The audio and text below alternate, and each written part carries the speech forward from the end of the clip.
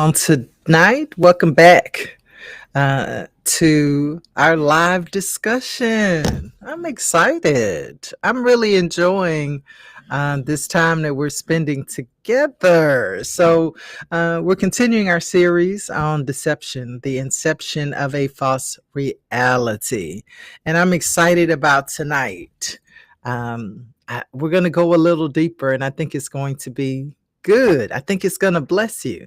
Because last week, let's just get right to it. Well, you know who I am, right? Deb Howard, right? Your reclaim strategist.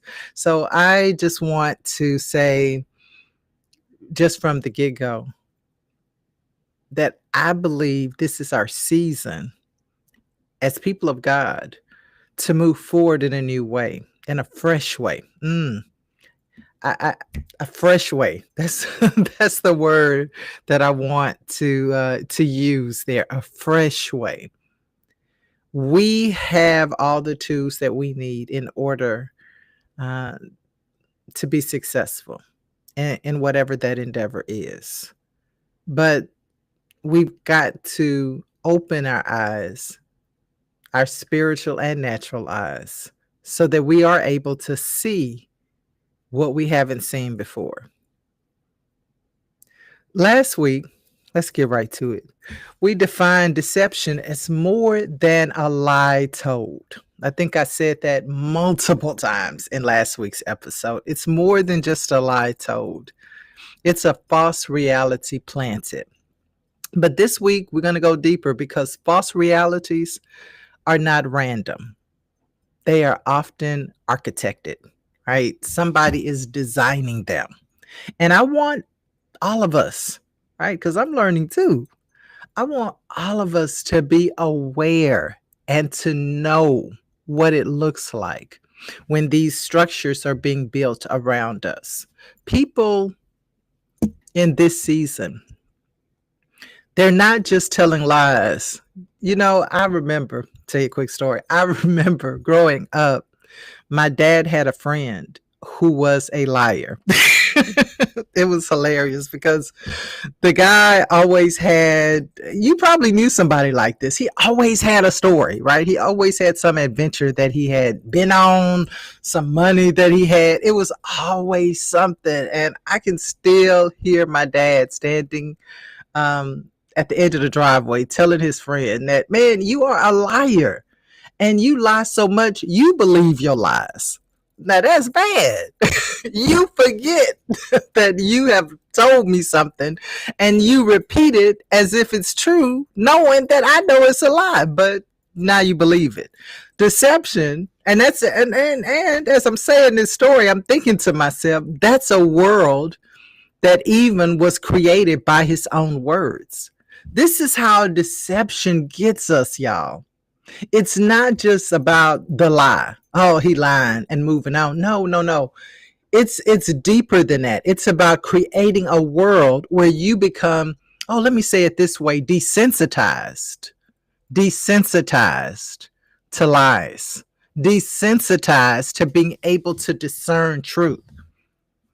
I believe as believers in the Lord Jesus Christ that we have a natural thermometer in us to detect, to discern, right? We like that word, discern truth. And so it's up to us then to just become a little more familiar with how these things, play out right in front of us, because y'all, they're playing out right in front of us right now. All right. So false reality does not just appear. Someone builds it. It's shaped. It's shaped by what people perceive, what they fear, and what they agree with. Oh my gosh. Because deception requires agreement. Yes, it does. It requires you to say, oh yeah, I'm going to receive that. Whether you say it with your mouth or not now, right? It requires agreement. So when I looked at the word itself, architecture, so I was preparing for this, I went online to a site that I like to go to, and it talked about the root of that word. It started talking about how it really referenced master builder. Now I know my faith community, when we hear that word master builder, we know we talking about the master builder, him. Okay. But architecture, an architect is a master builder, a chief workman. And that made me think, if truth can be built intentionally, because that's what an architect does too. He's building, or she is building or designing structures based on truth, right? The truth of mathematics or whatever they build on. Look, I'm not an architect, but they're building on truth. But deception also has a structure. Deception also has to be built. Now, I'm definitely not saying that deception is built in truth, because that's not true. But it does require structure, systems, and environment. Oh, come on now. It requires more than just a lie told. False realities have builders. So let's talk about the architecture of a false reality. Now, what I want to start with is something I think I hinted at it last week, but we're going to get to it. Because what makes deception dangerous is that sometimes it feels normal. A false reality does not happen by accident.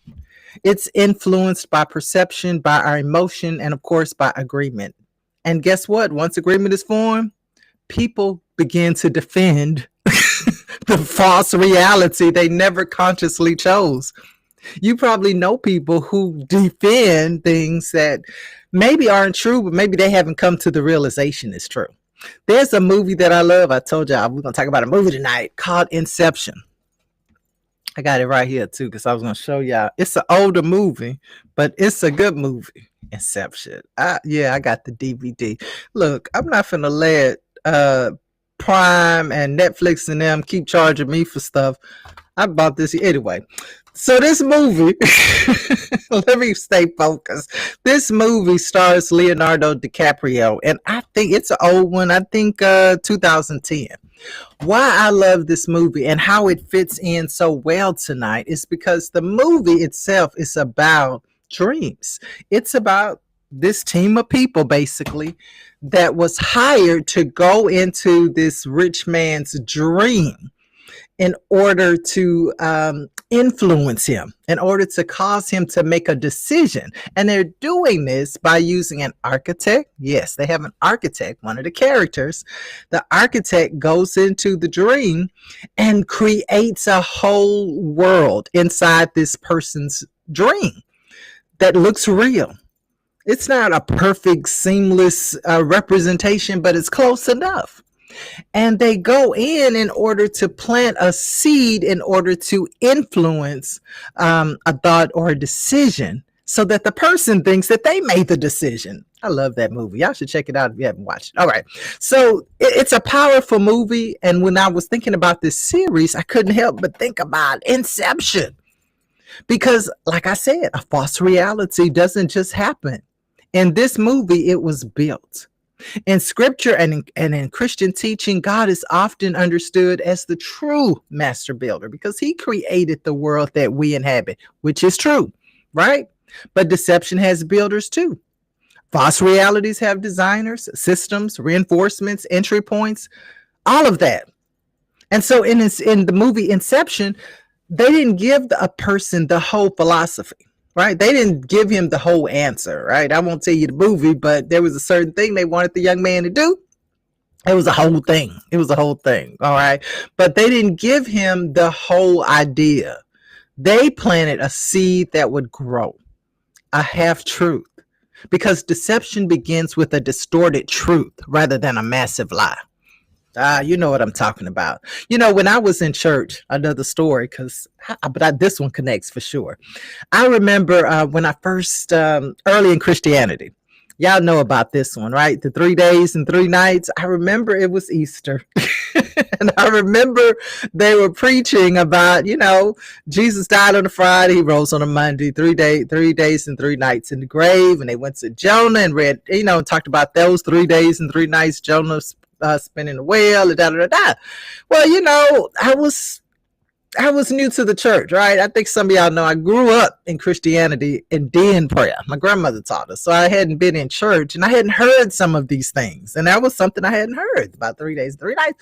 And so I remember asking, I was like, I don't think there's 3 days and 3 nights between Friday and Sunday. That was the first crack for me.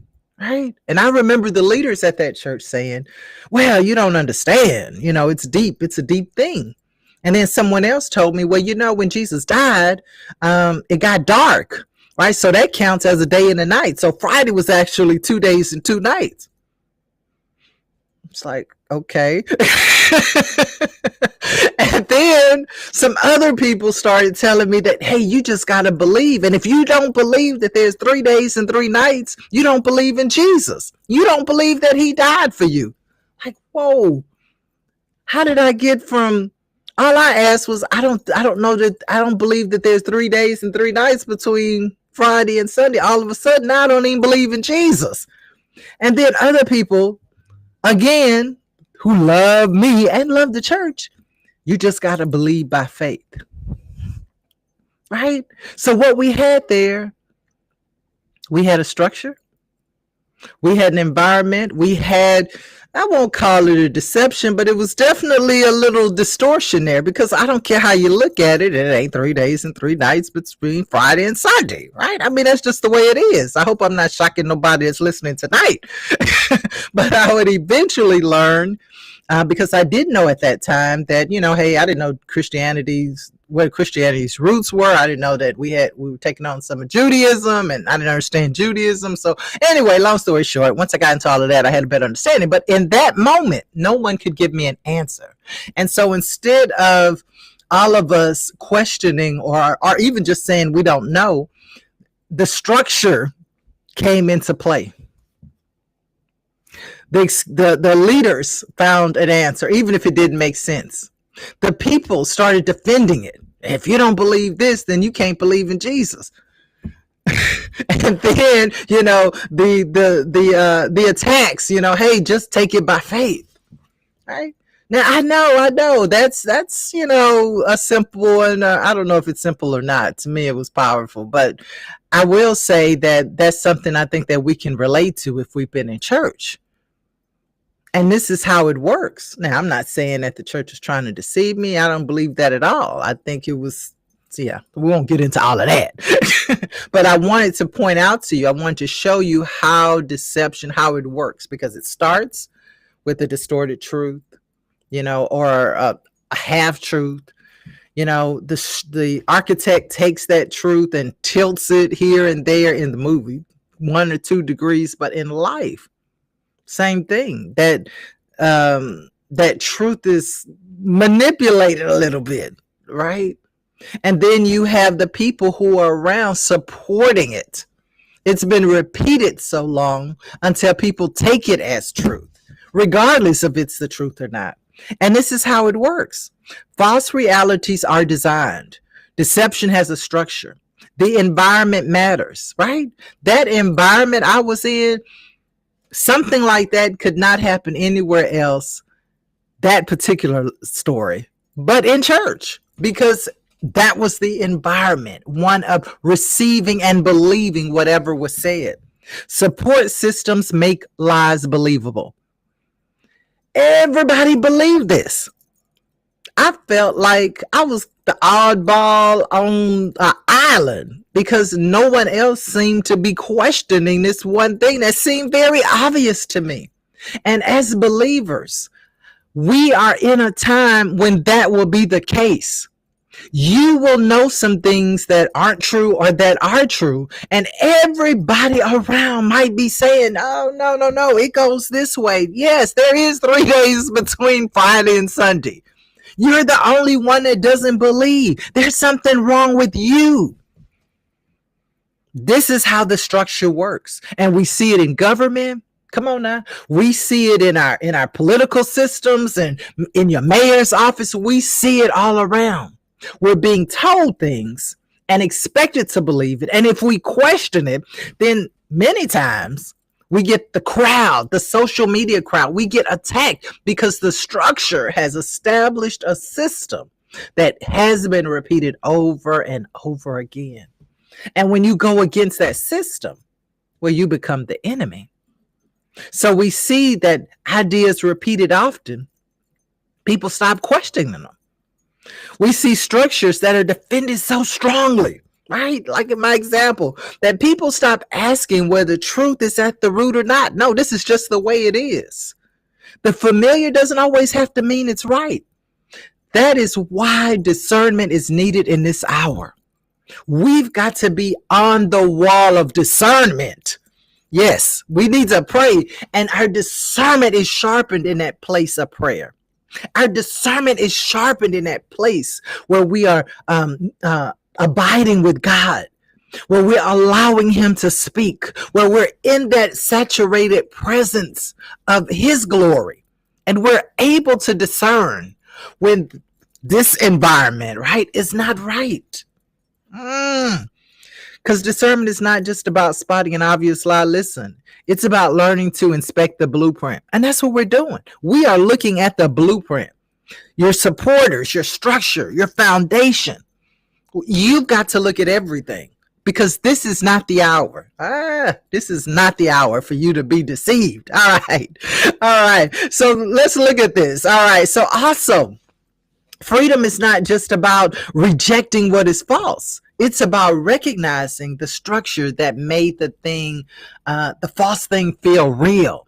And so as we are looking at, as we're just talking about discernment, one of the things that's important for us to continue to, to look at in our own lives is when we are deceived, right? When we do receive a lie or deception of some type, we have to ask ourselves, what is it, whether it's in me or in my environment, that allowed me, that made it okay for me to receive this? What is it that wasn't triggered? Where am I dull? Can I put it that way? Where am I dull that someone could give me this and I not reject it? So we have to think about these things.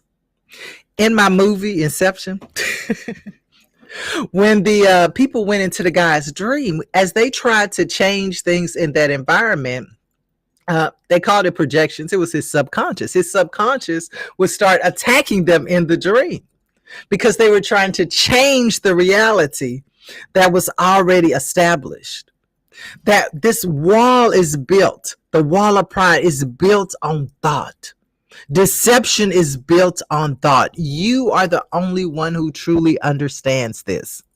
Right? That's what we hear. You the only one that understands.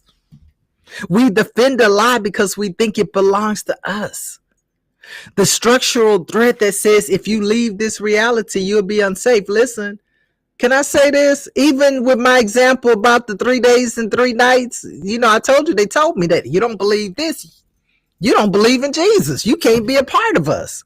So it was that threat, that fear. And now if you don't believe what we telling you, you can't be a part of us. You're going to be put out.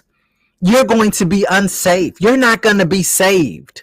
And again, y'all, I'm serious. I don't think it was intentional. I don't think they were trying to be malicious, but this is how deception works.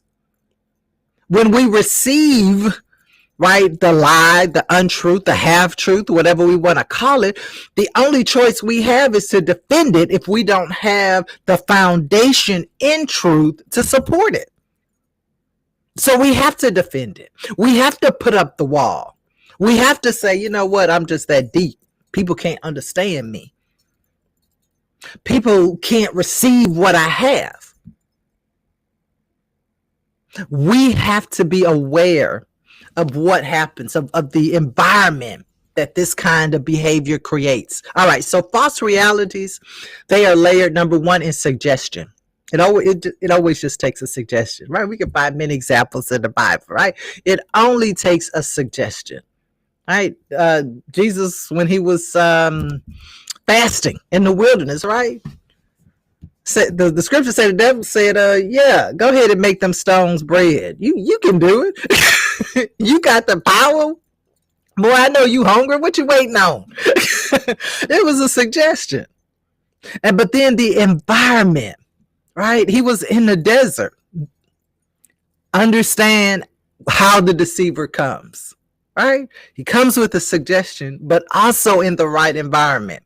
That suggestion wouldn't have worked, and it didn't work for Jesus, but for some of us it might. I don't know, but it wouldn't have even been a hesitation, right? A second thought if the environment wasn't one that it was, right? That if Jesus wasn't in the desert, right? So the environment is the layer, is the second layer of that deception. Emotion, right?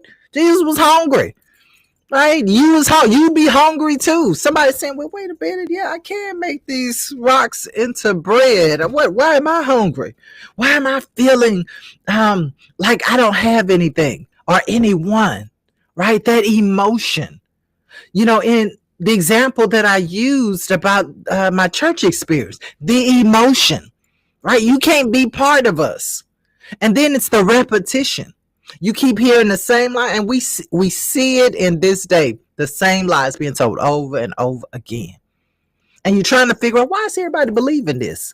Right? That's part of the structure. That's what I want you to take away tonight. I want you to understand that when you start seeing these things come together, this is part of the structure, right? Something is being built. You may not be aware of it yet. The false reality. Remember last, well, you might not remember last episode, I talked about the movie The Matrix, right? It was a false reality. The people were asleep. Okay, but they were living out a complete life that they didn't know they were asleep. They didn't know what was happening until, Morpheus came and If you ain't seen that movie, check that out too. Right? But it was the environment, it was the emotion, the repetition. Everybody was doing it. Remember, it takes agreement, right? That's our fifth step. You got to have agreement, identification, and then embodiment. Right? So we want to be aware of these things. We want to understand the entry points, right? We know that our emotions, when we're in a certain environment, when we're vulnerable, when we want to be part of the group, these are all entry points. In the movie, there's an unlocked door in my movie here, Inception. And they enter when the target is most vulnerable. When that person is asleep, of course, right? Because they're in his dream. But that is also the most vulnerable time. So understand that deception, right, enters at your most vulnerable time. Jesus in the wilderness, me new to the church. At the time when all this was happening with 3 days and 3 nights story, y'all, I hadn't too long joined the church. I had too long decided that I wanted to be part of the gatherings. Okay? So it was a critical time. The invitation, deception requires our consent. We have to agree. And we see these ideas repeated so often that they stop sounding questionable. We see structures defended so deeply, so strongly that people stop asking. But remember, the familiar is not always right. That's why discernment is important. So we want to walk away today. Ooh, I'm already talking a long time. Discernment is not only about spotting the obvious lie. Discernment is learning to inspect the blueprint. Who built this?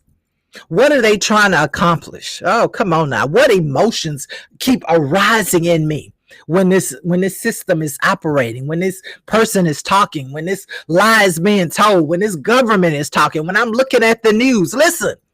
What emotions keep getting stirred up? How am I feeling? We've got to become sensitive in the spirit. And these are the questions that we have to ask ourselves. All right, because listen, y'all already know. I want you to wake up. I want you to be free. Tonight, I wanted us to look beyond the obvious lie and begin examining the structure. And we did, right? We did some of that tonight. Because being free, listen, it's not just about rejecting what's false. I wish it was just that easy. It's just not that easy. It's also about recognizing the structure that made the false thing feel real. And once you can see the structure, listen, you can stop living inside of it. Discernment is learning to inspect the blueprint behind what's feeling normal, what's feeling familiar, right? What's feeling like this is what everybody's doing. Because too many of us have lived inside things that felt normal. Too many of us have agreed to just be agreeable. Can I put it that way? I know I've been that person. I don't know about y'all. Yeah. I've agreed to be agreeable many, many times. I'm just going to let that go. I ain't going to say nothing. I'm just going to, it's not worth it. I'm not going to say nothing. But this is the time for us to rise. How about that? This is the time for us to stop biting our tongue. This is the time for us to decide that, listen, I am going to call out what I need to call out. I'm going to be courageous enough to reject what I need to reject. I am not going to come into agreement with everything. And maybe it is truth, but until I know it's truth, listen, I am not coming into agreement with it, because too many of us have lived inside of these cultures, these lies that are built into our life, our systems, our schools, our churches, our religion, our identity. Come on now. It is time for us to come out of that. We're going to talk more about, especially that identity. We might be talking about that next week. But if truth did not build it,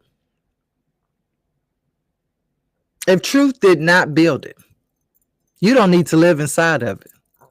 And that's the invitation, not just to identify deception, not just to go check out my movies, but to recognize the structures that made deception feel believable in the first place. Because once you can see that architecture, listen, you can stop mistaking it for reality.